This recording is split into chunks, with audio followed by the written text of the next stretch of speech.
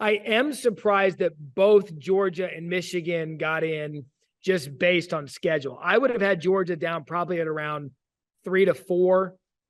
Just because, I mean, they've had a couple of good games at Kentucky and Florida. Overall, it hasn't been that impressive.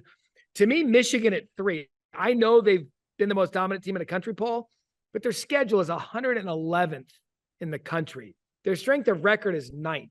The only reason I would have put them out of the first one, knowing that it's made for TV, it's going to handle itself with Penn State and Ohio State.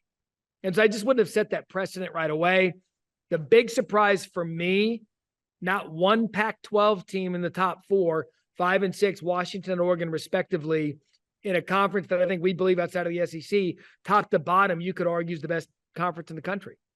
Yeah, and again, we haven't, to the audience, we haven't had the, I don't know if it's the luxury of listening to the committee chairman opine. Maybe you have, Matt. I haven't, but it's not going to matter because it's all fairly convoluted anyway. I think the other thing that sticks out, going a little bit deeper, is Texas over Oklahoma. I mean, I am not an institutionalist where you have to, if you beat the other guy, you have to be ranked ahead of him. I just think there's too much. Maybe on the final poll, that's a good indicator. But I think on Halloween night, I don't think that's a big deal. I mean, I kind of go into this telling myself don't get upset, and so that's a little bit of where I am. Probably 14, 15. I just blew nails out listening to some of the rationale, but I think it's a good template. It's a baseline, and that's really for all the people out there who think these people don't know what they're talking about. That's all this is. Yeah, and I think the big thing that we learned about the committee and rankings, one, because I do like reading tea leaves with how the committee might be looking at things, and for me, it's clear that eye test was an important metric for them because of the Georgia and Michigan rankings. Something interesting that stands out to me, I don't care about the Texas-Oklahoma thing. Oklahoma's lived dangerously 2 weeks in a row, and they finally got.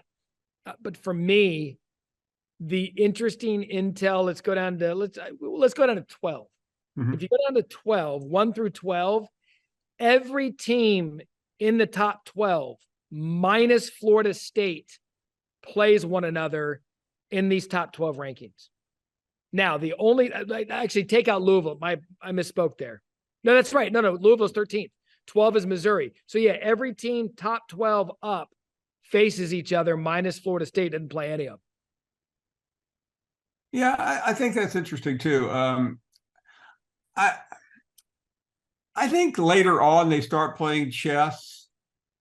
I still think they're playing checkers, to use that cliche we both cringe at when we hear about coaching matchups, but because I just don't think I don't think they have thought that far ahead. I think that's really perceptive of you to yank that out.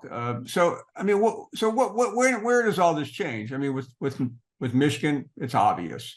With Ohio State, it's obvious.